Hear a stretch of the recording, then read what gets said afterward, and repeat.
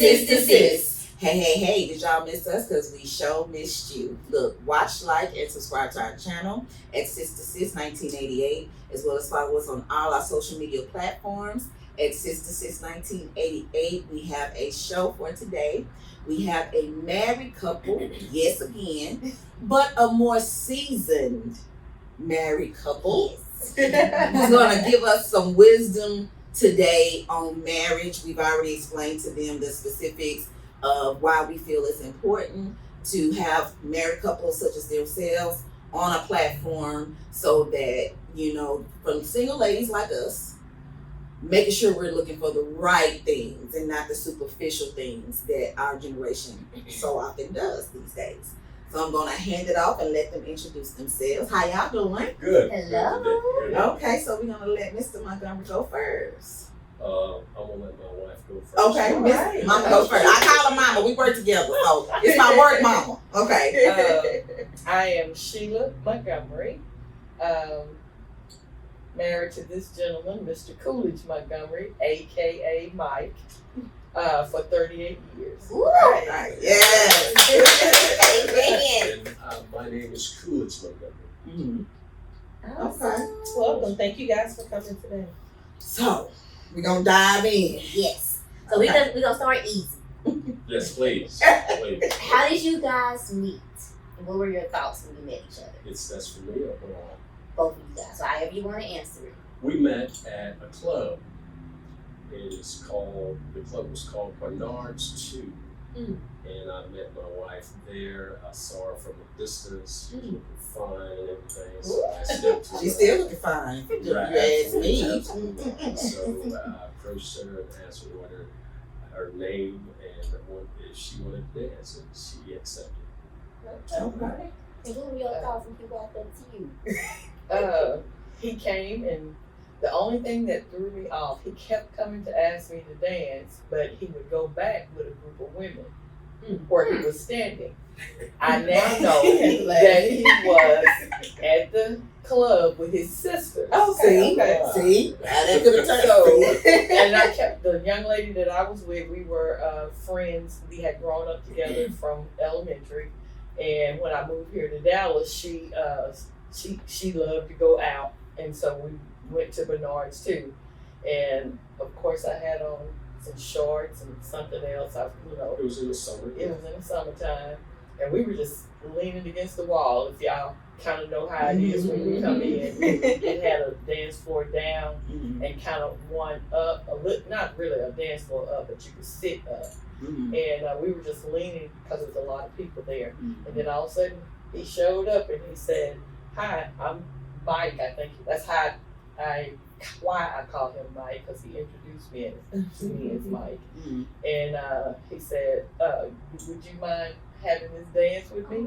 And I looked at my girlfriend. I said, "Okay," because I love to dance. I really do. I love to dance. Okay. So we had our dance, and he took me back over there, and then he went over there with the other young ladies. And I said, "Why is he coming to ask me to dance?" And he going back over there with those ladies. And I didn't. And he kept coming back the whole time we were there. And I was raised, my father said, if you meet a man in the club, he after one thing.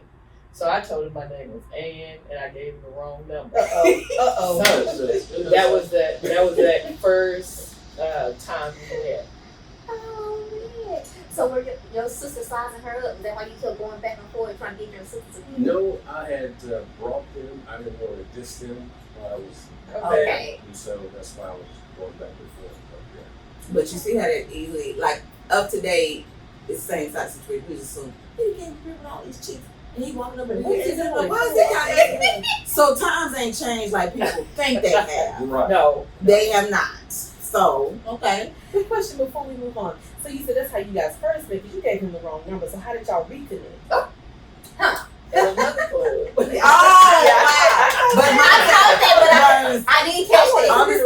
understand. Please tell everybody where y'all are from. Because people are going to say, how did they meet again at the same club? Why did y'all meet at the same club? Because y'all are from. No, we were at another club. I know, but what city was that? Oh, it was here in Dallas. We met in Dallas. Oh, okay, y'all met here. I thought y'all met She in gave me the Tyler. wrong No. name, wrong Okay, number. So I okay. was trying to understand. Wait a minute, how did y'all hook up? Okay. Yeah, I was calling this number. What's the problem? See? Oh man. See? That's I okay. had some girlfriends. As Jamie was stating, I'm originally from Tyler. Okay. And I had a couple of girlfriends. I finished college before they did. I had one still at UTA, and then I still had some in school in Tyler. Okay. Well, everybody met up here. At that time, I was working 3 to 11 shift. And so I told them there was a club in Oak Cliff called Pizzazz. Yes. Remember what it was? Pizzazz. And it was a DJ named U-Shape, which we found out was very popular in the Dallas-Fort Worth area. So I told them, I said, I don't get off till 11. I got to go home and change. I said, just meet me at the club. Yes. And so I went home, got dressed, and I come in, and this particular club was set up where the dance floor was on the bottom. It was a 2-story place. And so I'm looking over and I'm looking around for my girlfriends, and I turn around and look right in his face. And I'm like, and he said, don't I know you? Oh, I said, man. "Oh." But I probably would have. You could have sold me for 50 cents if I would have seen him again. Yeah. Yep. And so that was how. And again, he kept asking me this. I told him I was there, and I was looking for my girlfriends, and they were out on the dance floor dancing and stuff. So I had to kind of eat cheese for a minute, for a while, because he kept asking me all these questions like, I've been trying to get in touch with you and all that, which, that was a lie that I had told him. But, some of those things that we grow up with, I carried with me. Yes. And I said, oh, well, I guess it's just going to be a club, because I met him in the club. Now I re-met him in another club. So that's how we actually eventually got together, because I finally gave him the real number. Right. Okay. I got it. Persistence. Yeah. Okay. Okay. I see that. So how did you know you found the one? I really didn't know at that particular moment in time, but after I started evaluating and started dating, and I went through my checklist of, the character. Okay. Does she keep a good house? She's committed to work, and all those things that I found out. It wasn't all of the things that I had on the list, but the majority of them checked off and all okay. And not only that, but the most important thing was she a believer. Okay. Right. Okay. And All right. that was important. And those are things checked out, so I'm going to pursue it. Matter of fact, I went back to where I was living with my sister, and I told her, hey, listen, I met this little girl. I mean, she is sweet, she's nice. What does she do? I told her all about it. Because she was like this. She said, yeah, I think you should follow up on that. I said, okay, I'll do that. All right. And you had a checklist. How old were you then? I was around 23. Okay. 23, 22. Well, you was 22. 22, yeah. So what were what all did you have? You said she met some of the things, not all of the things on the list. Well, I was dating before, and I found out that I didn't want a woman that drank a lot. That was an episode like, oh no, man. Okay. And I was raised by my mother and father, and they instilled in me certain things. Woman got to cook. She got to make sure she cleans, make sure she works. Those things, those just basic things that you had on your list, and good character. And those things that checked off for me. Okay. So you keep mentioning her commitment to work was important. So how do you guys handle the work-life balance? When I met her, she worked nights. Yeah, she worked nights, and I would. Did I work nights? I don't No, think. you work days all the And time. when she got off work at 12 or something, she would call me and say, "What's going on?" So I'm like, "Girl, please." Right. But I made a commitment to go and take care, and then afterwards it got to be a problem. And I'm like, listen, I can't do this because I have to go to work In the morning. Mhm. Yeah. So I don't know if she changed jobs or something, but we began to talk about the situation at that particular point in time. But now that when we got married, we made sure that we had time for each other. So I don't know if that answered your question, but yeah. It does. Yes. Okay, so how do you work through disagreements as a couple? Early, he was very introverted. I've always been more outgoing than extrovert. And so he had, if he upset about something, he wouldn't talk.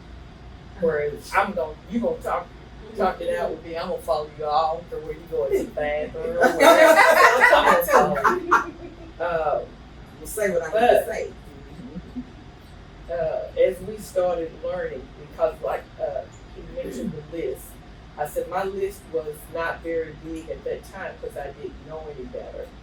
But when I moved to Dallas and the church that I was in, I was always in a women's group, missionary group and stuff like that. And so I started learning how to be a wife. We were studying that. And as long as I was coming home telling me what I'm supposed to do as a wife, he was gone till we got to the section what a husband's supposed to do. And he kind of backing up. So we handled our disagreements. We had to learn how to handle the disagreements. We communicated more because we travel, which Jamie knows we travel all the time. Every quarter. Every quarter. He promised me we would go, and we have kept that for 38 years. Wow. And, So awesome. So when we first got married, he was scared to fly. So we would have to drive. Oh my Lord. So we're talking about disagreement. Yeah, that's what I'm saying. So we had to talk about all kinds of stuff. And so that's how we found out about our background. Yes. My family and his family, and how when they had arguments and stuff. And one of my things, my parents were together, but they weren't together. They weren't happy together. Okay. But they were always together all of my life. And that was a vow for me. I didn't want to be in an unhappy marriage. Right, okay. So we had to come up with a low blow agreement. Okay. So, because once you say something ugly, in our family, once you get me started, I'm gonna finish. It don't matter what come up. Right. And so then he said that hurt him bad, but he never would come back at me like that. Yeah. And so we had to come up with, if we were having a disagreement about something, we either had to say, let's stop, let's agree to disagree, or if it was going downhill, then he would say, all right, Dorothy, that was my mother's name. Okay. That was my signal. You're going down an area that is going to be too far. Right. And his mother's name was Peggy. So I said, all right, Peggy. Okay. And that was his signal that, okay, we need to stop a minute and regroup. But the most important thing, we made a decision. The first 7 years of our marriage was okay. My husband used to play basketball, and he would play and be gone all the time. And like I told him, I said, if you want to stay gone playing ball, you should have kept going, because that's being single to me. I'm by myself, Right. because we didn't have kids right off. And so I told him, as I was learning what a husband's supposed to do and what a wife's supposed to do, I told him, I don't want a lot of things, no cars, all I want you to do is be the husband that Bible say. That stopped him in his track. He said, that's all? I said, that's all. Because he wasn't studying it like I was studying. Okay. So I knew what that entailed, what his responsibility was going to be, which then meant he had to go find out what his responsibility as a husband was. Because him not having to buy me all kind of stuff and do all kinds of stuff. He was game. He was game for that. I just said, all I want you to do is be the husband that the Lord say a husband is supposed to be, and I'll be fine. And then that's when our whole marriage transitioned. It You know. really did. It shifted. And she said that, and it was strange because God is so awesome where, we was on shaky grounds there for a minute because of miscommunication on my part. And my brother stopped by the house one day and brought me some tapes. Mm. And he said, "Hey, Mike, you need to listen to these tapes, man. It was very strong, very powerful." He didn't know that we was going through a situation with the marriage. And it was about husband and wife, their position in a marriage. I'm like, wow. And so I began to listen, and he began to speak to me where my position was and her position was, and it blew my mind. And I said, when I got to listen to it, I said, "Baby, you need to listen to it." And from that point on, it was a dynamic change in our relationship because we understood our responsibility as a husband and a wife. Okay. And most of the time, when young people get together, they do not know their responsibility Right. as a husband and a wife. Chris? So what do you love most about one another? I love my wife's personality. I love her smile. I love how she takes care of my house. I don't have to worry about anything because everything that I need is there. And that is so beautiful for me. Because it's forethought that she takes care of me, and that's what I really love about my wife. Okay. Yes, sir. I'm having a senior moment. No, as you were talking, I was just thinking about it because my husband is very dependable, very ingenuitive. Is that the right way to say it? Creative. Yes. Creative. And if I need something, all I have to do is tell him, and he always comes back with his way of doing it with instructions on how I'm going to do it. Okay. You know? So I love that about him. Most oftentimes, I don't have to necessarily worry about, I joke with him about it, but I don't have to worry about him necessarily looking at women and all this, because I have to ask him. I said, "She fine in my point. What's yours?" He won't say nothing. Uh-oh. You know. But it doesn't bother me. It doesn't bother me. But he like, He said, "I know better." Don't get to that area. No way. Yeah, no comment. right. But no, he. I know my husband loves me. Underneath God, he loves me more than anything in the world. Okay. And he'll go after whoever it is that's coming at me. You know. So he has proven that many a times. But for me, like you said, when a man is happy to come home, because that's the one thing I can guarantee at mark time, he's gonna always come through that door at a certain time. And if he's not coming, he'll tell me, "I'm running late," or whatever it is. Right. But he always come in the house. And, we have another habit. We've always said good morning and kiss each other good morning. And when we leave, we say goodbye and "I love you" and kiss each other goodbye. And we never do that. And for me, if he don't do that, then something's bothering him. That's my sign of he's distracted by something. Something's on his mind, because we have done that from the moment we have said "I do."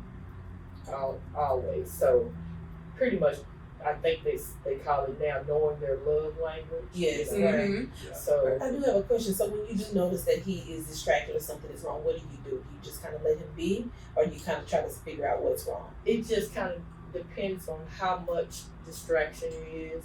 Sometimes if something has happened at work, he has to work through it. Okay. I think I had told Jamie, I had her laughing.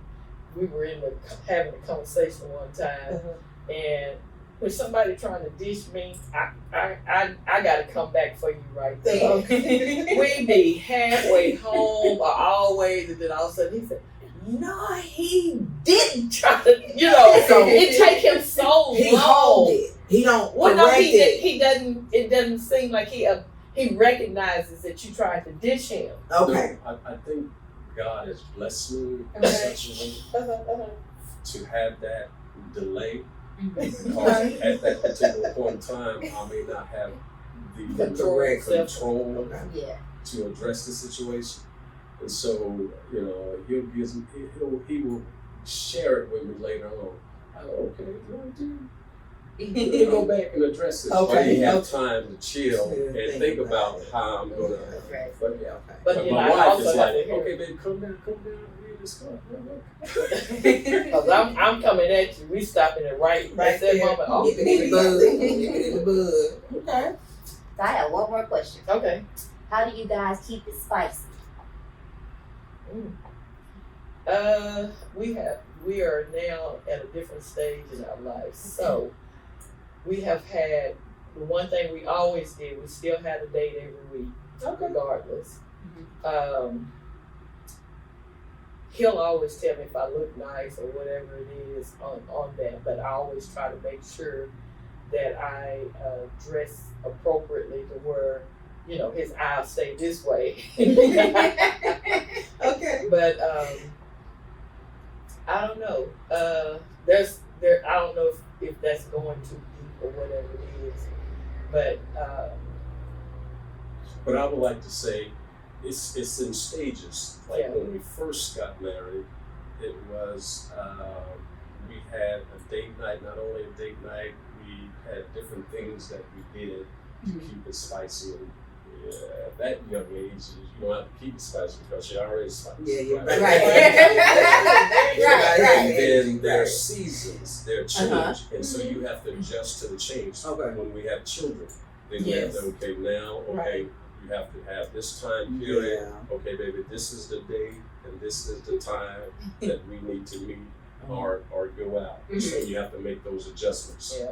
And then when you get older, then you still have to make other adjustments, or you might have a sickness or something like that. So it's different levels. You have to be aware of what's going on to keep it spicy. Okay. Do you understand?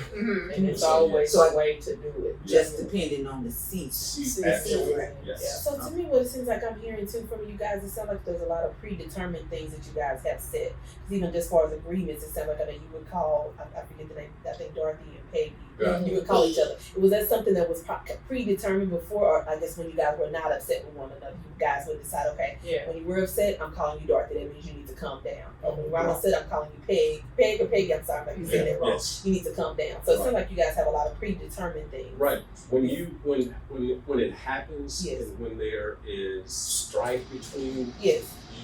we have to sit down and say, okay, we was in a bad place. So Okay. let's discuss Okay. communication Right. Okay. and how to handle it moving forward. Right. Okay. Because if you don't set guidelines and parameters, boundaries, Mm-hmm. then if you don't address it at that time, then it might fly off and you say something that you can't get back.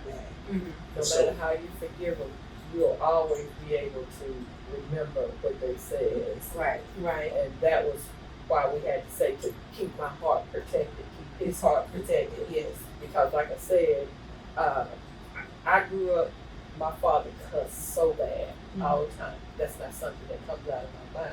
But if it does, it's not like I don't know how. Yes. I can cut you up. Mm-hmm. You know, I can cut you up. And he'll tell me, he said, you cut low. So if I see that hurt him that bad, we had to put something in because I was so accustomed growing up where they just cut each other up. So one of my boundaries, my name is Sheila, nothing else. Right. Right. Don't call me no other name but Sheila. Yeah. So that was my boundary. And then, what was it? Because I always had a slick mouth, and that's what I was saying. But what would, I'm sorry, Michelle. I did. Okay. But he would use the other type of what I call psychological thing. He'd get quiet and would say nothing. Okay. Well, you know, if a person used to communicate like I was, that would bother me. You won't talk to me, you know. And then after a while, I said, I'm gonna use reverse psychology. If you don't want to talk, I don't have to bark. And just both both do the silent treatment. Yeah. Right. So we both had the silent treatment, and then he finally got. He said, and I did one time, but I never not cooked, never not had During sex those with. times, You know, okay. I didn't do that kind of Yes, stuff. right. I don't have to talk to you, cause you know, you gonna get over it, and like I tell my kids all the time, you gonna leave me funny. Uh-oh. You know what I'm saying? Right. So I had to learn how Yes. to compromise, and compromise is the key in the relationship period. It can't always be the way your family did it or the way you want it done. You know, it has to always be a compromise and keeping everybody else out except for the Lord. That's it. Yeah. So how were you able, because it sounds like you were more open to communicate than he was. He was an introvert, and that's a lot of times what I've seen with men. Most men, they don't want to talk about it. Like trying to talk to them and have like, okay, babe, let's talk about this. We had a bad disagreement. Okay, how can we handle this going forward? Most of the time, men don't agree to that. So even maybe you can answer either one. Like, how do you get a man to get to a point to say, you know what, I agree with you. I'll talk to you. You know, yes, that I agree with that. Y'all call you Dorothy when you're too upset or you're going really low. Like, how do you get to that point? Well, there was 2 seasons in our life when he became a minister. Okay. And I'd always tell people, I said, it's different when you're married to a preacher. You have to argue different. So, Oh wow. so I had to always tell him. Y'all remember Moses? When Moses died, he gave the children of Israel 30 days to mourn. So I would come at him. I said, I give you 2 days to be in your function. Then after that, Moses, your servant is dead. You know, that's the way I would say it. I said, well, whatever what's going on is dead. Now we got to move forward and we got to start talking about it. I want to say that is so important because men process things Different, right? Correct. Yes. And so the thought process on how they deal with things, it's not a lot of words, it's a lot of thinking. And so Yeah. the time period that she gave me, okay, God, I thought this, hopefully I thought this out, but you know, I've got time to deal with it now. I need to communicate how I feel. Okay. So it's very important that she gave me the time and we talk about it. You know, so they're like, can't talk about that because that hurt me. I just can't talk about it. So give me some time, then I'll come back. So for us, at times we're saying those things. We all were in very extended relationships. And part of a lot of issues was a communication thing. I am a outgoing person, you know. It take people a while to kind of get through me, but once I'm there and I'm open. So in a relationship, we had this argument, and now I'm seeing you're doing this cold shoulder type deal, and like Landry was saying, I'm asking you to talk. Sometimes it doesn't matter how much time you give them. It's like they want to just blow it over, but you know that that's an issue that hasn't been fixed. So for us at the age we're at, what we're trying to see is like, is there anything that I can do besides keep telling them that you got to talk to me? Let's talk about it, and they just keep refusing to do so. Well, you have to ask them how long do you need, because we cannot keep this going forever. Right. Correct. Right. You know, and also, if a person, I think we'll talk about that a little later, but when the thing for us is understanding love, and there's one thing in that 1 Corinthians 13 thing about love bears all things, hopes all things, believes all things. When the person that you're with doesn't understand that, it'll be very difficult.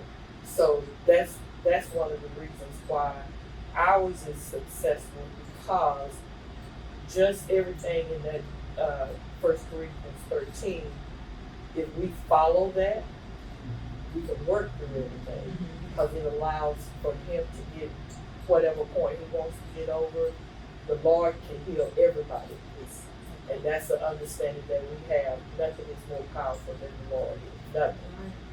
Anything that's going on with me, the Lord can heal me as well. And so with that mindset, I remember there was a book by Stoney O. Marshall, I think it was, The Power of a Praying Wife, because he used to always wake up to my, what you praying? And it works. Okay. It totally works. But I also had to tell the Lord, if it's me, then correct me so that I can be better. But if it's him, you worry about it. I was just telling you, if it's him, I worry about it. Let me address her question. If you have a relationship with a young man and with a man, and that is an issue, and that should be on one of your checklists. Okay. That this is how I communicate. And if you're not able to, if I give you time to meet with him, if you're not able to come back and be able to communicate, then we might have an issue because this might be coming up again and again and again. So you have to put that out front, because when there's no communication, then the relationship breaks down, especially if it's a topic that is hurting you and that's an issue for you. You've got to talk through it. You've got to have some type of resolution. You can't get resolution without communication. You see what I'm saying? And so that should be on a woman's checklist about, because men always go in their cave, but what it causes separation. Because your mind starts to wonder, start to think, and you're like, okay, and if you give the devil a foothold, he'll put so much stuff in that gap because you haven't come back to resolve that particular issue. So I would say that's one of the main things let's say, listen, here's how I communicate, and we need to handle things as soon as possible. What time frame do you need? I'm gonna give you that time frame. But we need to come back and resolve this. Yeah. I'm sorry. No, that was great. That person will keep their word. Yeah. If they don't come back when y'all agree, that's a flag. You know what I'm saying? Because that person, you have to then wonder, am I really what you want? Looking for. Because that's why I said whatever he needs to do now. His negative word was ultimatums. I gave him 2 in our lifetime, and that's the first thing I got. She always trying to issue the ultimatum. But I had a standard, and if you want me, then this is what we're gonna have to do. And he had to, like he said, I always gave him enough time to think about it, and he came back, and we worked it out. Whatever the situation was going to be.